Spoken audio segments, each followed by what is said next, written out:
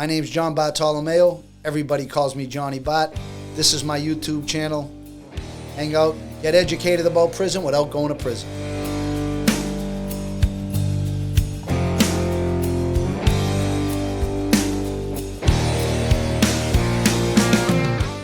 All right, we are back. We're back with the professionals. So we're back from Colombia, back from Florida. I was gone for about 3 weeks. I had all intentions of doing a video in Cartagena like the last one that I've done before. The last one that I did before that got probably about 50, 60,000 views, but I didn't. I was busy with other things. But today, yeah, everybody's been asking me, will you talk more about Con Air? Talk more about Con Air. So especially since I've been traveling, and I'll tell you, it's much different traveling on a regular plane than it is on Con Air. So first, let's get into Con Air a little bit. I did a video before, but people said I wasn't like descriptive enough. I didn't really give enough details about it. So what is Con Air? Remember, I was in federal prison. So Con Air for us is the airlift. That's what everybody calls it in prison, is the airlift. When you get transferred and you're going a far distance, like a lot of transfers in prison, I mean, they could be done in a number of ways. Medical transfers, like you just maybe go in a van by yourself. If it's a transfer to an institution that's, that a van can take you to, because sometimes a van can take you to it, but the feds make you go through this crazy odyssey to get to the place you're going to. So, like for instance, I'll give you a real quick for instance. When you're going to Fort Dix, and you're in Fairton, New Jersey, because that's what happened to me. I can speak from experience. I was in Fairton, New Jersey, and I went to Fort Dix, and they're in the same state, literally, I don't know, about a 30-minute drive from each other. So what we did is one day, when they had enough people designated to Fort Dix, we drove from Fairton to Fort Dix. Easy drive, one day. So Con Air is specifically... The airlift is specifically reserved for people that might be traveling, say, from the East Coast to the West Coast. Maybe a lot of times, like if you're in an institution up north, you're in Lewisburg, and you're going to, say, Estelle, which is in one of the Carolinas down there, you go to Atlanta, and usually you will go to, they have these Air Force bases, and they have one in New Jersey. They have one in New Hampshire, where I first got my first airlift ever was in a New Hampshire airport, and I went straight to Oklahoma City. Oklahoma City is the hub. It's called OKC, and it's an FTC. Like a lot of times you'll hear FCI, right? That's a federal correctional institution. A USP would be a United States penitentiary. And a lot of times in these FCIs, because an FCI can be many different security levels. It could be a medium, a low, and I think that's about it. It can be a medium and a low because it's FCI Fort Dix, and that's a low security institution. Usually with the camps, you'll see FPC, Federal Prison Camp, FTS, which is a federal, FPS, which is a federal prison satellite camp. There's a few different abbreviations for them, but a FCI could be a medium or a low security institution, because everybody has a FCI as just being a medium. It's not. It's a low as well. And what they usually do is they take you to this FTC in Oklahoma. Now, FTC is much different than any other jail in the whole country. And I believe it's the only FTC in the country. I could be wrong, but it's a federal transfer center. And in Oklahoma City, you fly right into the institution. Yes, the institution has runways and everything. It is legitimately a federal transfer center. It's where all the planes come in, the West Coast plane, the East Coast plane. So there's different planes. And, inmates used to try to figure out, all right, when's the West Coast run leave? Nobody really knew. And they used to change the dates quite a bit. You know what I'm saying? So just for security reasons. So nobody really knew. So Con Air, or as we call the airlift, is done mainly for transfers. But you might be in federal prison for 10 years and never get on an airlift. I think I was on the airlift 6-7 times in my 27 years of prison. So you might be in federal prison, get transferred twice, and never see a plane. You might actually get a ride to the airport to pick up people in the van you're in, because that's what they do. They just exchange prisoners all day long. You know what I mean? So like you'll go to an airport, you might never get on a plane. You'll see the plane, you'll see people coming off the plane, but 10 of those people on the 100 people that were on the plane get in your van to go to your institution that you're going to. So it's just it's a huge hub. So the transfer center is unlike any other Oklahoma Federal Transfer Center, FTC, where the planes just land in there, where Con Air or the airlift lands. So what is different about Con Air? What is different about the airlift? Usually, if you have a van, you'll have Federal Bureau of Prisons of employees working in the van. You might have a van that comes from Atlanta and pick you up at another jail. So there'll be other workers at different institutions on that bus. Like the Atlanta bus, there's a bus that comes from Atlanta, goes to Atlanta, has just Atlanta Bureau of Prisons. They do the bus. They do transport. So it's like that in many institutions. Almost every institution has transport offices, especially in Devens for medical. They have a lot of transport offices. Okay, but the difference with Con Air, or with the airlift, as we call it, we never called it Con Air. I mean, people gave it that name because of the movie, or, it's a plane. But with the airlift, people are on a plane, but it's not Federal Bureau of Prisons employees. It's the actual marshals. So it's a whole different federal entity that controls the airlift. They're the marshals. The United States government has marshals. These are air marshals. It's a special segment of marshals. There's 1 million marshals. They do the pretrial detention. They hold you. When you get arrested by the feds, you're in the custody of the United States Marshals first. You go to court. You go to Wyatt, you go to Plymouth, around here, I'm talking geographically. You go to your pretrial detention center, you're in the custody of the United States Marshals. You're not in the custody of the Federal Bureau of Prisons until you get sentenced. Beforehand, you're in the custody of the United States Marshals. And now when you're getting transferred on the airplane, you meet the marshals again. You see the marshals again. Different segment. You wouldn't see any, like, say, for instance, from the United States courthouse in Massachusetts. You may. Of course, when you get designated, the marshals bring you to the other marshals. The only time that happens, that you get a van ride from marshals, is unfortunately if you get indicted again and go back to court, the marshals might come and get you. But the only time you're getting a van ride from the marshals is after you've been sentenced from your pretrial joint, and then you go to the feds, and then everybody that drives you around after that is Federal Bureau of Prisons employees. I don't know why I'm having a hard time saying that today. But now the air marshals, completely separate entity. How were they? I mean, I don't know how they were. They were just, some of them were cool, some of them weren't. You know what I'm saying? They put me in a black box one time. If your last name began with an A or a B, they put you in a black box.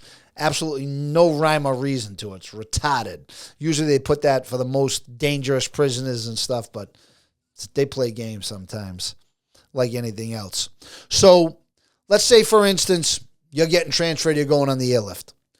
A bus will take you, let's say, for instance, from Fairton to the airport in Pennsylvania, where it's an Air Force base probably, where they transfer our prisoners.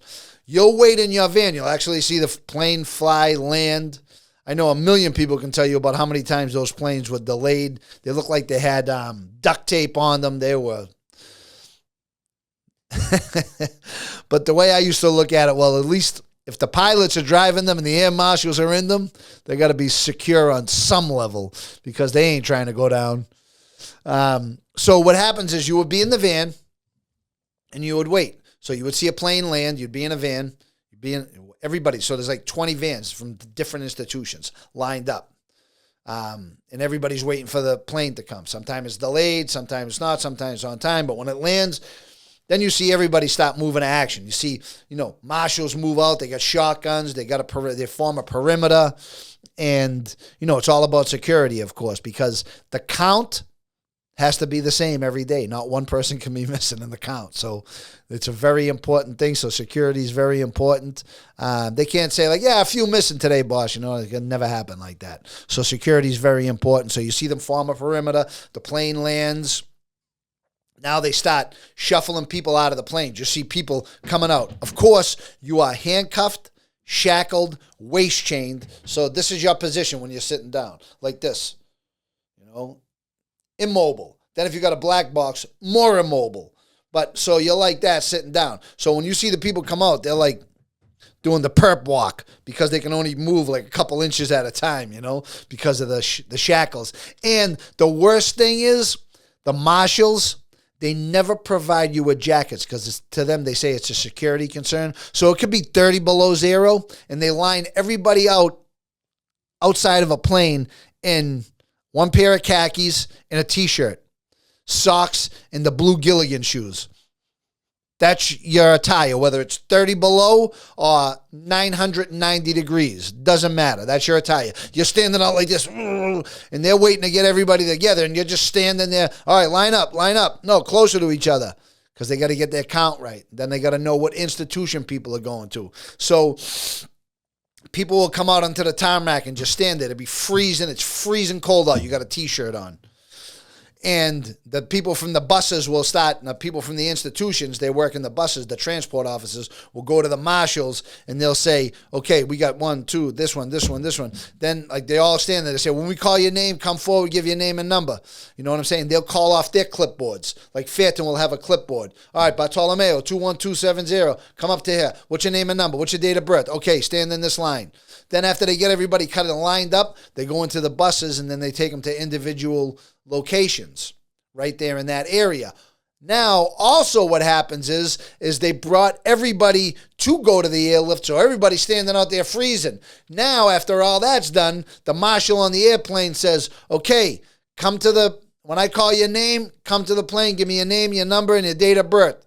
So they're waiting to take people probably to Oklahoma City or to Atlanta. That's another hub. But Atlanta's a penitentiary. It's not a FTC. But it's a huge holdover spot for the South. And they'll call all your names. You go in there. So what happens is when you go there, they'll say they shut you down. They check your mouth, making sure you ain't bringing nothing on the plane. Then they will assign you seats. Okay, you sit here, you sit here. The front of the plane, when you get on, you notice there's women on the plane because they're transporting women too. So it's the first women, and they're like, don't talk.